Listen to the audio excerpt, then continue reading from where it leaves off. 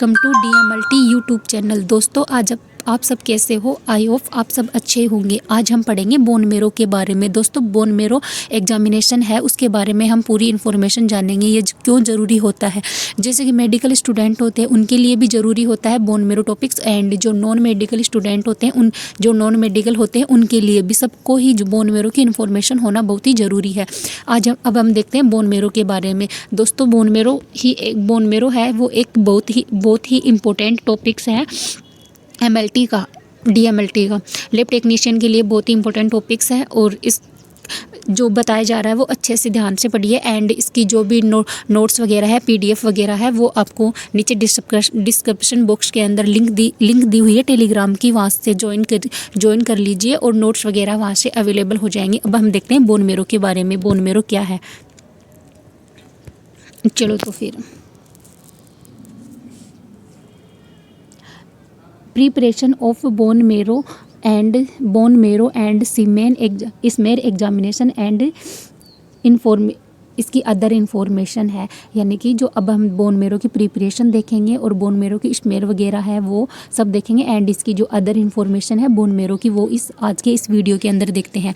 तो अब हम देखेंगे बोन मेरो क्या होता है। बोन मेरो है वो एक बोन मेरो बॉडी की स्मॉल बोन में प्रेजेंट एक वसायुक्त टिश्यू होता है। बोन मेरो क्या होता है, जो हमारी बॉडी होती है उसके अंदर स्मॉल बोन होते हैं, वहाँ पर एक वसायुक्त टिश्यू प्रेजेंट होता है, उसको ही हम बोन मेरो किसको कहते हैं, वसायुक्त एक टिश्यू होता है, उसको हम बोन मेरो कहते हैं।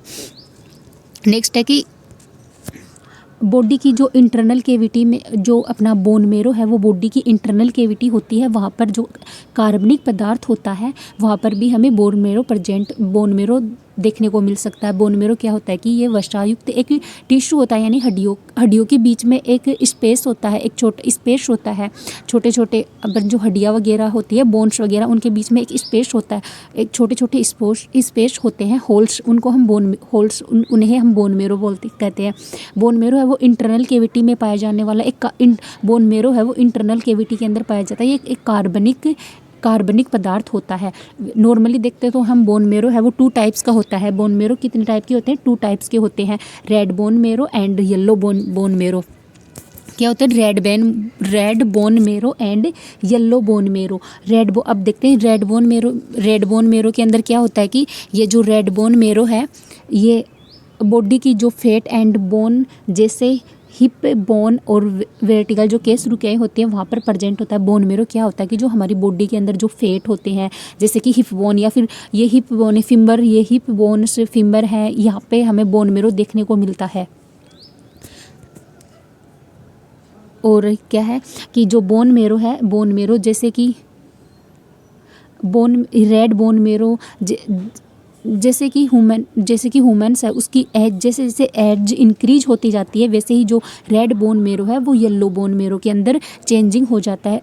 जैसे कि जो इसका कारण यही होता है कि जो ह्यूमन बॉडी जैसे ह्यूमन्स है उसकी जो एज है वो लगातार बढ़ती जाती है, उसके अकॉर्डिंग जो रेड बोन मेरो है वो येलो बोन मेरो के अंदर चेंजिंग हो जाता है। ये चेंजिंग इस कारण होता है कि जो अपनी बॉडी के जो फैट्स जो सेल्स वगैरह होते हैं उनकी संख्या बढ़ जाती है, यानी कि जो सेल्स वगैरह है उनकी संख्या में वृद्धि हो जाती है, यानी कि संख्या इंक्रीज हो जाती है। उसके कारण ही जो अपना रेड बोन मेरो है उसकी संख्या बढ़ेगी, तो एज बोन मेरो की जो एज है वो एज बढ़ेगी, और एज बढ़ने के कारण जो अपना रेड बोन मेरो है वो येलो बोन मेरो के अंदर चेंजिंग हो जाता है। तो मेनली इसका यही काम होता है कि जो रेड बोन मेरो होता है जैसे जैसे उसकी एज बढ़ती जाती है, यानी एज इंक्रीज होती जाती है, वो येलो बोन मेरो के अंदर चेंजिंग हो जाता है।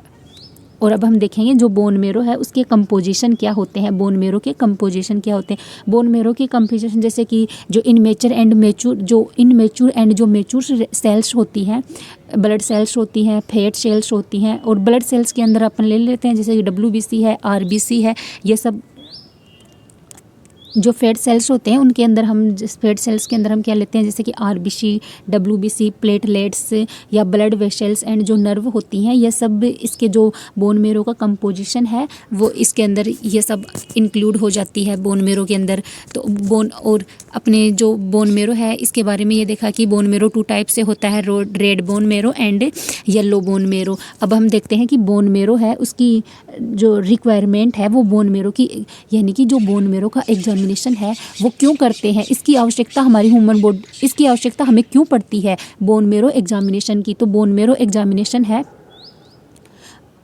बोन मेरो स्मेर जो एग्जामिनेशन है, तो अपन जब भी बोन मेरो एग्जामिनेशन करते हैं तो हमें स्मेर बनाने की जो स्मेर वो एडवाइज, मतलब कि जो भी बोन मेरो के अंदर जो डिजीज होती है, एडवाइज होते हैं उसको डिजीज में दी जाती है, मतलब कुछ डिजीज होते हैं उसके अंदर अगर वो डिजीज हमारी ह्यूमन बॉडी के अंदर हमें देखने को मिलती है तब तो हमें बोन मेरो एग्जामिनेशन करवाना पड़ता है। जैसे वो डिजीज़ ये है, एक तो एक ओक्यूट ल्यूकेमिया होता है, एप्लास्टिक एनीमिया होता है, मल्टीपल माइलोमा होता है और माइलोमा फिब्रोसिस होता है एंड थ्रोम्बोसाइटोपेनिया होता है। थ्रोम्बोसाइटोपेनिया क्या होती है कि जो अपनी जैसे कि अपने प्लेटलेट्स होती है उनकी संख्या कम संख्या डिक्रीज होती जाती है, तब हमें थ्रोम्बोसाइटोपेनिया देखने को मिलता है। ये कुछ डिजीज़ होती हैं। अगर ये डिजीज़ हमें ह्यूमन बॉडी के अंदर किसी भी पेशेंट के अंदर देखने को मिलती है तो वहाँ पर हमें डॉक्टर है वो सजेस्ट करता है कि हमें बोन मेरो एग्जामिनेशन करवानी चाहिए। तो हम ये बोन मेरो एग्जामिनेशन की आवश्यकता हमें इसके कारण पड़ती है। जो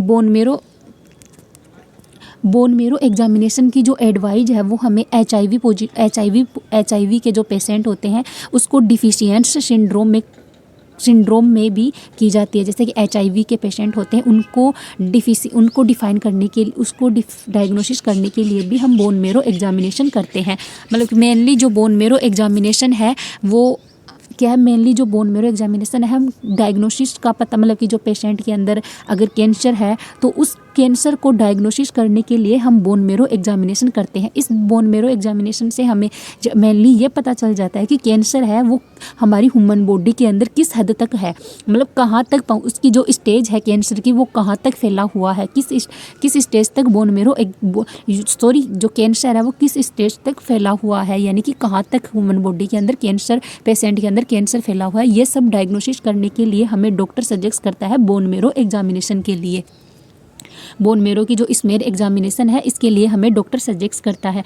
जैसे कि बोन मेरो है वो, मतलब कि कुछ बोन मेरो का जो एग्जामिनेशन करते हैं वो हम बायोप्सी के द्वारा करते हैं। तो बोन मेरो बायोप्सी करते हैं, जैसे कि बोन मेरो को हम बोन मेरो का जो एग्जामिनेशन करने के लिए हम जैसे एग्जामिनेशन निश्चित करने के लिए कि हमें बोन मेरो एग्जामिनेशन निश्चित करने से पहले हमें ये निश्चित कर लेना चाहिए कि जो डायग्नोसिस हम जिसकी जांच यानी कि बोन मेरो को जो डायग्नोसिस कर रहे हैं वो पेरीफेरल ब्लड स्मेर में किसी भी प्रकार की अबनॉर्मलिटीज प्रेजेंट तो नहीं है। यानी कि जब हमें बोन मेरो की जो बायोप्सी एग्जामिनेशन करवाना होता है तो उससे पहले हमें ये डायग्नोसिस कर लेनी चाहिए, यानी कि ये इस जाँच के बारे में पता कर लेना चाहिए कि जो PBF होता है उसकी जो स्मेर बनाई जाती है उसके अंदर किसी भी प्रकार की, यानी पेरीफेरल ब्लड के अंदर किसी भी प्रकार की अबनॉर्मलिटीज तो नहीं है। ये सब हमें पहले से ही डायग्नोसिस यानी इन सब की पहले से ही हमें इंफॉर्मेशन कलेक्ट कर लेनी चाहिए कि हमारे एग्जामिनेशन जो बोन मेरो है इसका एग्जामिनेशन हम क्यों करते हैं। ये सब हम आज के वीडियो में देखें। अब नेक्स्ट हम देखेंगे कि बोन मेरो जो लैब टेक्नीशियन होते हैं, जो अपनी क्लिनिकल पैथोलॉजी जो लैब होती है वहाँ पर एग्जामिनेशन किया जाता, बोन मेरो का एग्जामिनेशन कैसे करते हैं, हम किस टाइप से कितने प्रकार से इसका एग्जामिनेशन किया जाता है, ये सब हम नेक्स्ट क्लास के अंदर देखेंगे। वो ओनली जो MLT के स्टूडेंट हैं उनके लिए वेरी इंपॉर्टेंट पार्ट होता है। तो जो MLT का स्टूडेंट है वो अब तक इस चैनल पर नहीं जुड़ा है तो आप अपने दोस्तों को इन्फॉर्म कीजिए और इस वीडियो को देखें। अब हम मिलते हैं नेक्स्ट वीडियो के अंदर। नेक्स्ट वीडियो के अंदर हम ये देखेंगे कि इसकी जो लेबोरेटरी होती है उसके अंदर बोन मेरो का जो एग्जामिनेशन है वो किस तरह से किया जाता है। ये सब हम नेक्स्ट वीडियो के अंदर देखते हैं। मिलते हैं next. Thank you so much.